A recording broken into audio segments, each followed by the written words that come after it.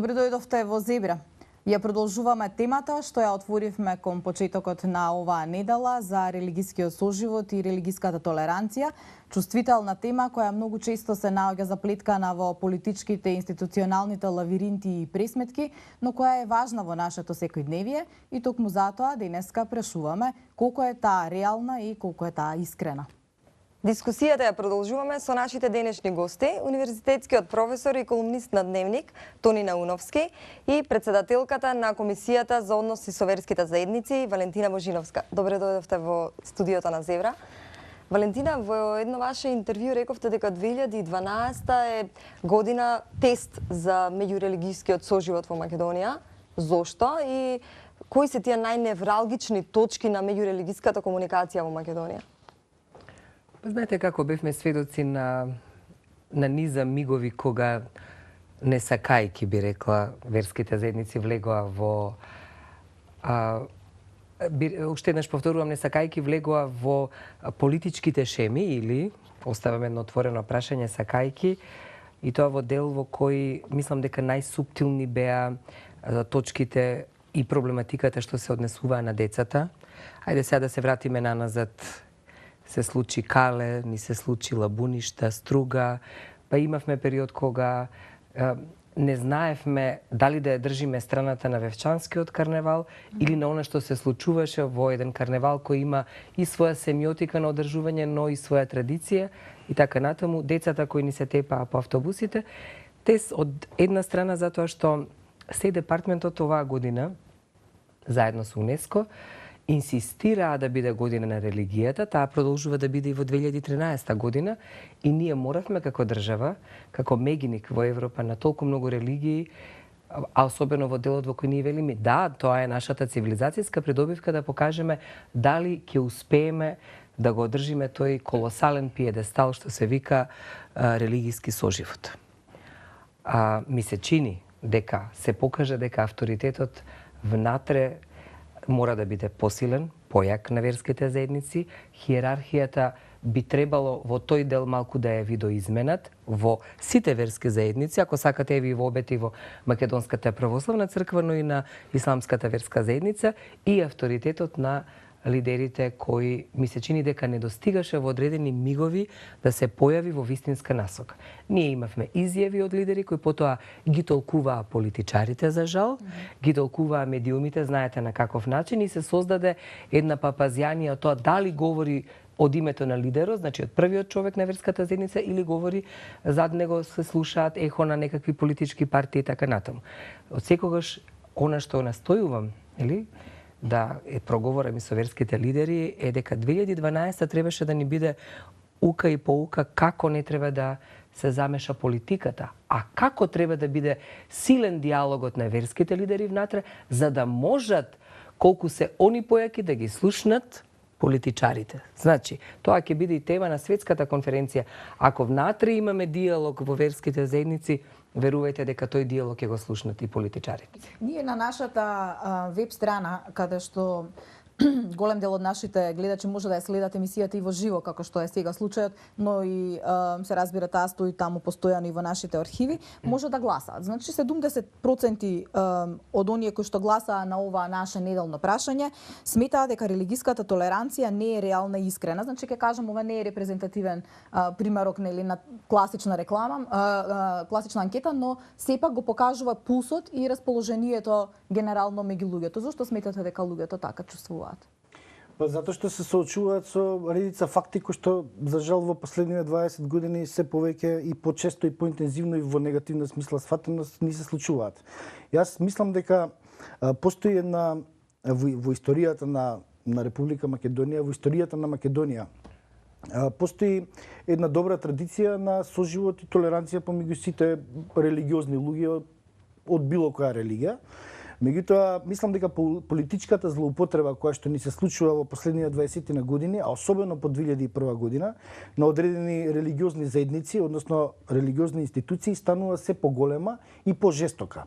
Таа кулминираше со изјавата на актуелниот поглавар на Исламската верска заедница, која што е според мене скандалозна и која што требаше да предизвика дури и државна реакција, заради тоа што не е можно и не е дозволиво оние кои што треба да ги проповедаат и да ги промовираат добрите аспекти на својата религија и институционално да ги организираат и да ги контролираат можностите за иманентна злоупотреба на нивната религиозна определба и институција, тие всушност потикнуваат политички реализации на она што е нивна длабинска агенда очигледно. Например, сосема е јасно дека нивото на влијание на исламската верска заедница, посебно денес во Република Македонија, е големо. И сите повици кои што можат да се инструментализираат и злоупотребат од одредени поединци, посебно во склоп со политичките агенди, може да предизвикаат многу големи, тешки општествени државни проблеми во Република Македонија. Што значи дека, за жал, мислам дека таа традиција на соживот помеѓу различните религии во Република Македонија се повеќе е веќе практично скршена, за жал, и се повеќе се крши со тоа што постојат редица докази, примери кои што зборуваат дека одредени предсе политички структури, центри на моќ и така натаму успешно ја инструментализираат таа енергија и тоа влијание, таа моќ кој што религијата ја има кај многу луѓе се уште во Република Македонија. Дали комисијата има ингеренции да реагира на ваквите изјави кои што доаѓаат нели од поглаварите на двете најголеми верски заедници, и дали реагиравте формално правно? Спомнавте дека сте разговарале со нив, меѓутоа кои се вашите ингеренции? Повикот што се однесуваше од страна на РЕИС-от лично кај мене предизвика гнев, но тоа е приватен гнев, личен гнев, но тоа не ме абстрахираше. Ако добро се сеќавам, и премиерот и председателот на државата тогаш беа надвор. Имав длабоко интимно чувство дека ако не реагирам, тогаш оставам длабоко политиката да проговорува од страна на РЕИС-от. Тој повик во една држава ги повикувам сите, така? Да се обединеме, за мене беше не расна омраза, повик на расна омраза, тоа и по членот и по кривичниот законот е казниво. Кога бев принудена, раска и верска, која е најказниво, 15 години професоре, така? Така. Тоа беше за мене страшно. Јас имав две дилеми. И покрај одвоеноста од членот 19 дали, ама се повикувам пак на мојот закон кој велам да, ама ние ги следиме активностите. Ако оставев така, знаете во тој период знамињата што се случуваше низ државата и така натаму, значи бев подготвена следниот ден да се заминам и да ме викнат на одговорност, и јас колку што знам имаше и писма од многумина луѓе кои ја бараа мојата одговорност и да се заминам од тоа место. Кажав на медиумите и на Канал 5 дека тоа карневализација на еден хаотичен ум. Дали имате впечаток дека можеби верските заедници не го даваат својот максимум во конкретната работа на теренот со верниците, со оглед на тоа што има и многу спорадични скандали, особено во двете најголеми во МПЦ и во ИВЗ, кои што ги потресуваат овие заедници, кои што еве на еден начин и го рушат нивниот кредибилитет. Видете, тие единствено постојат за служба на народот, така, и ништо друго. Значи, работа со социјалните ранливи групи, работа со родителите на социјалните ранливи групи, со децата, со сиромашните, значи и во име и само заради нив. Опасен е моментот и во други држави, не само во Македонија, кога тие стануваат држава во држава. Тој миг треба и ние да го фатиме. Јас апелирам од оваа емисија дека и институциите на државата понекогаш треба да седнат и да воспостават еден диалог на рамнотежа. Знаете, на сите верски заедници им се вратија многу пари од денационализацијата. Мудроста на верските лидери е како и на кој начин тие ќе ги спроведат. Тие во законот имаат право да основаат телевизии, да имаат верска полка. Така, како работат на терен? Со книги, со отворени ли се портите на црквите и на џамиите? Работат ли со народот? Дали луѓето што бараат катадневно да се потпрат на свештениците, ги имаат ли свештениците или ги имаат на компјутерите? Знаете, онаа шега, дали можам да го добијам свештеникот и така натаму. Значи, таа анализа се прави директно внатре. Ние како држава не можеме. И точно народот, знаете како ќе видите дека народот им верува или не? Колку ни се храмовите полни толку ни е верата голема и религијата. Оно што е многу интересно и што треба да се спомене во овој контекст, околу можните злоупотреби и можното негативно влијание на религијата, односно на религиозните институции како институции, не како религиозитет или како само чувство за религиозност кое што веројатно е само по себе, односно вредносно неутрално. И во таа смисла доаѓаат во континуитет последниве години, доаѓаат многу загрижувачки информации кои што кажуваат, последната од нив на која што добро се сеќавам е на поранешен заменик директор на Агенцијата за разузнавање, кој што во еден текст објавен на еден портал пред 10 дена даде приказ, односно даде екзактни бројки за тоа колку џамии се изградени и колку од нив се, например, нелегално изградени. А државата, институциите на системот воопшто не реагираат, за жал.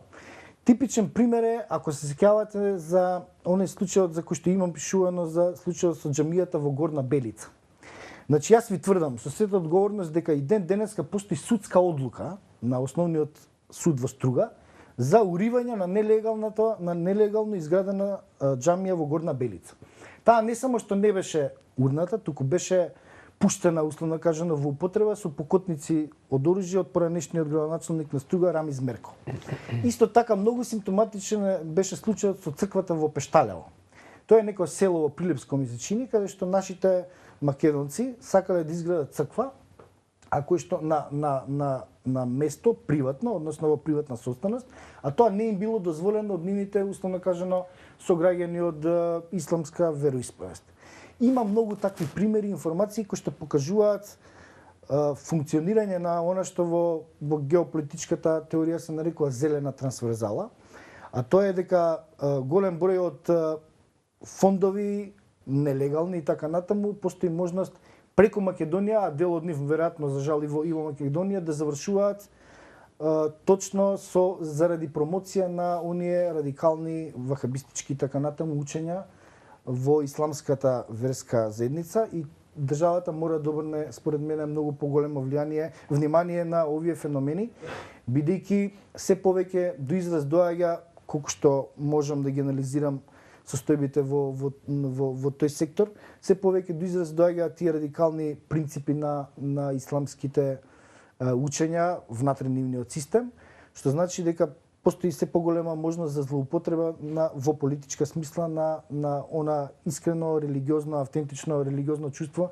кое што го имаат, така да се каже, обичните верници. На потенцијално рушење, се извинувам, на тие цркви кои што, односно џамии кои што го заговарате, нема да го продлабочи мирот и толеранцијата, туку само ќе го зголеми јазот меѓу религиските групи. Нема. Што би бил моделот? Не, професорот каже нема, заради тоа што правната држава мора да функционира во Република Македонија. Има устав и закони. И се знае како некоја одредена верски објект може да се изгради. Значи има детален урбанистички план, има дозволи за градба и така, значи има постапки преку повеќе закони, и оттаму таа постапка треба да се почитува. Да го погледнеме делот од првото практично отворање на оваа тема во која што дебатиравме со професорот Зоран Матевски и со аналитичарот Рамадан Рабадани, ќе се вратиме повторно во студио.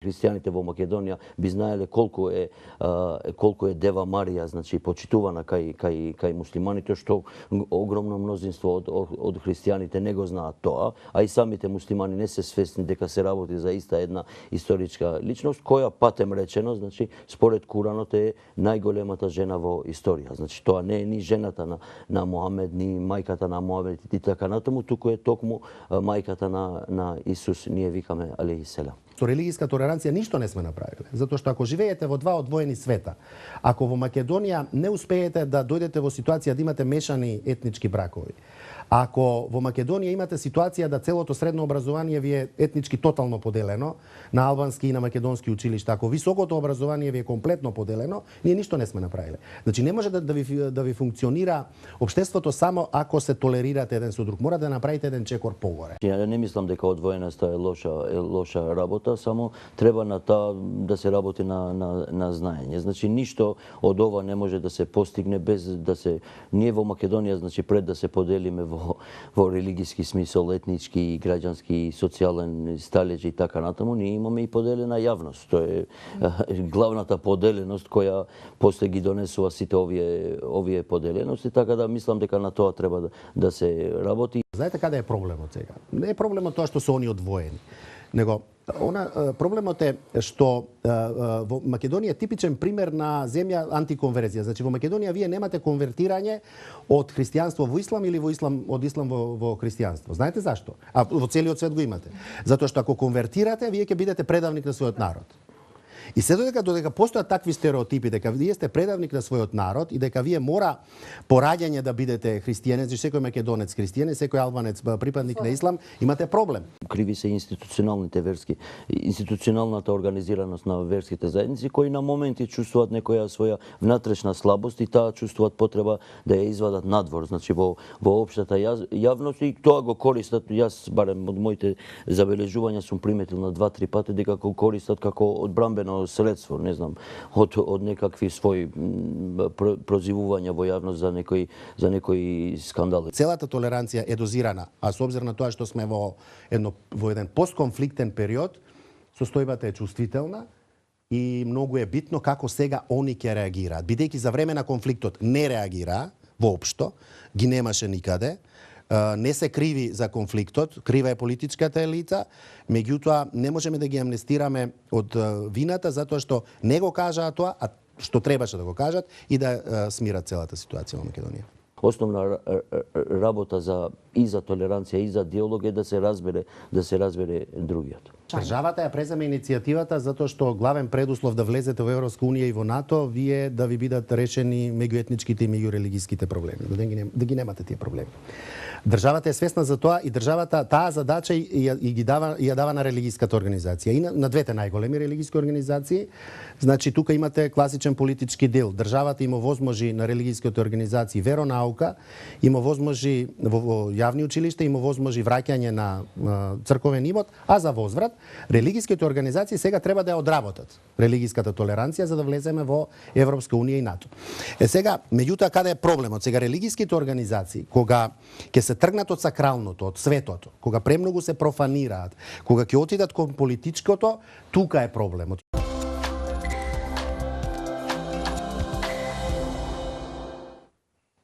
Прашање до двајцата. Зошто идејата за екуменизам, им е повеќе одбивна на муслиманите отколку на христијаните во Македонија? Тој впечаток ми се засили по овој диалог меѓу нашите гости од претходната емисија.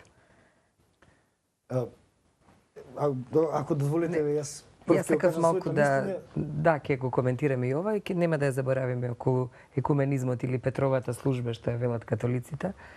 Она што сакам да кажам, а што го потенцираше професорот. Европската унија долги години не наблюдуваше многу сериозно. Значи, број еден етничките односи, второ беа религиските односи. Ние бевме принудени да донесеме законот за правна положба на црква и верска заедница.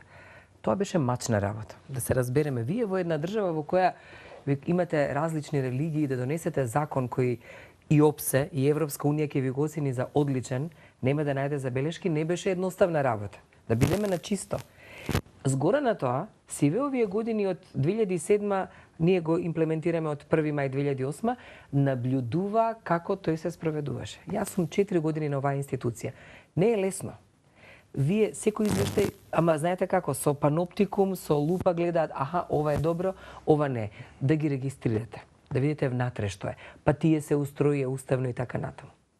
Но ова што кажа професорот е важно да се вратам во делот на правната, на колку е важен правниот систем на една држава и во контекст како го обезбедуваме правото во однос. Значи, мојот приоритет не е мој личен, мене како Валентина да ми текне, јас сега куќе можам ли да изградам Нелинденска? Не можам. Значи, нема никој право, без разлика на било која верска заедница припаѓате, вие да не го почитувате дупот, така, вие да немате дозвола, бидејќи законот е децитен. Верската заедница може да побара ако донесе одлука на ниво на реисатот или на ниво на синот. Но тоа е процедура. Има Министерство за транспорт, градежен урбанизам, ДУП, проценки на ДУПот, дали вам вие прекунок да ставите темели и да ве го веете знамето, без да ја почитувате правната држава и да се замолчи на тоа, тоа значи дека ние доброволно во иднина велиме градете кај што сакате. Така е. Значи тука е сега. И за тоа имаме одговор. Како е?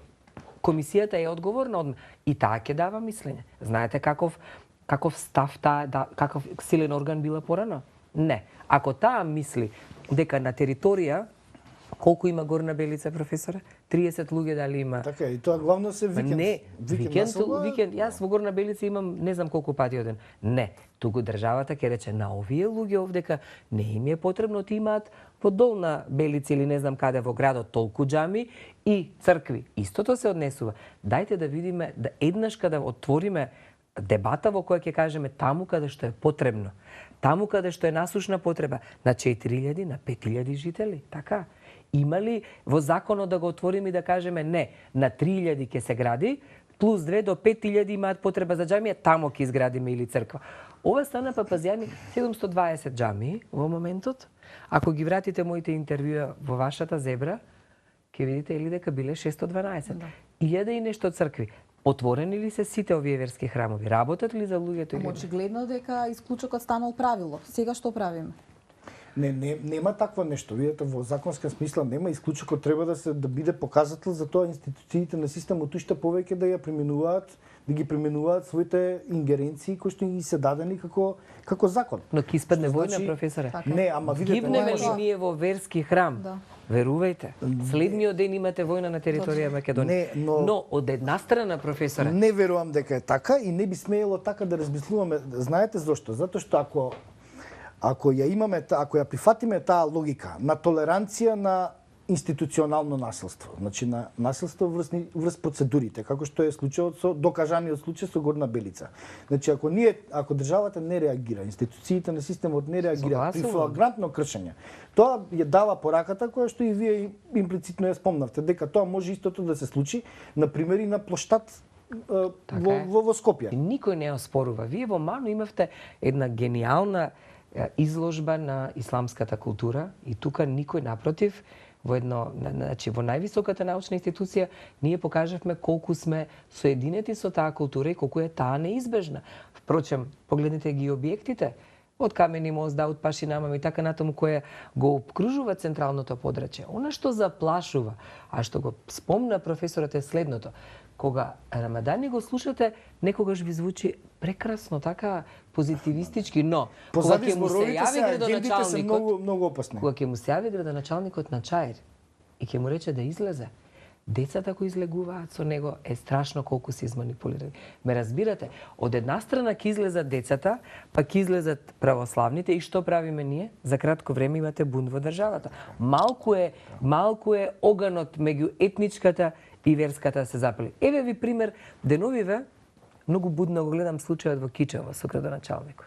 И си велам, дали институциите на државата го гледаат, предпоставувам на ист начин, како и ние што го гледаме, ние од страв.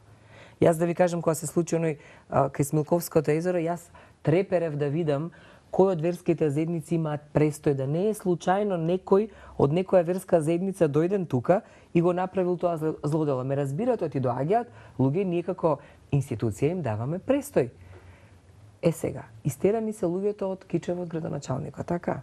Тие велат биите ги камбаните од жалост за Македонија, нели? Црквите да бијат. За малку ќе треба тој етнички да прерасне, ќе излезе народот. Ќе излезе. Од каде бараат милост православните? Од црквата. Треба ли да побараат утешение? Треба. Бива ли така да побараат? Бива. Треба да излезат и поповите, они бараат некој да им помогне во оваа ситуација. И, за кратко, ние сме таква територија која е се суптилно и се на почетокот не сме маргина во делот на верските права. Не ми одговоривте на прашањето за екуменизмот, да. Јас сум за соединување, но соединување екуменизмот е, нели, почнува од Петровата служба. Ако добро се сеќавате и Карол Војтила и папата Павле, па и Бенедик 16, она што го слушнав на инаугурацијата на папата Франциск, тој беше многу внимателен во тој дел, но и тој повика на, ако можам да кажем, на врвот на пиедесталот на екуменизмот, сепак беше Карол Војтила, папата Павле. Бенедик го тераше тоа, но не успеа со реформите. Ке видиме, што ќе направи овој папа. Јас сметам на соединување, но во соединување на службените делови, значи во делот на молитвата, и може да се соединат во делот на пораките кои ги даваат во една држава. А тоа ние се уште на ниво на Македонија не сме го виделе. Значи имаше еден обид, нели, да дојдат католиците, да чиноначелствуваат заедно и такво едно обединување, но ние сме се уште во некакви почетоци околу екуменизмот, но тоа е теорија која треба полека да ја прифаќаме и да заживува. Да, бидејќи практично само идејата на христијанството е една, дури како да ја кажам, поделбата е втора. Примерно е единството. И добро би било во секоја смисла, со оглед на самата нужна инволвираност на религиозните институции во државните системи, добро би било кога би постоеле колку што е можно повеќе начини на нивно зближување и надминување на оние разлики кои што се ми се чини главно премногу апстрактни, за да има некакви реални пречки да не можат да се надминат. Во таа смисла апсолутно би било добро кога би постоело се повеќе и побрзо приближување помеѓу би рекол сите различни верзии на христијанството. Добро. Тука некаде би можеле да привршиме неделнава дискусија. Во вистинско време беше токму пред големите празнувања. Јас се надевам дека оваа тема ќе ги замисли барем тие кои што се декларираат дека се религиозни, дека се верници, за тоа колку се отворени кон себе и кон сите други и дека отвараме тема која што никогаш не може да заврши, како што кажавте, секогаш сме на некој почеток, никогаш не сме на маргините. Ви благодариме што не следевте. Пријатно. Благодариме.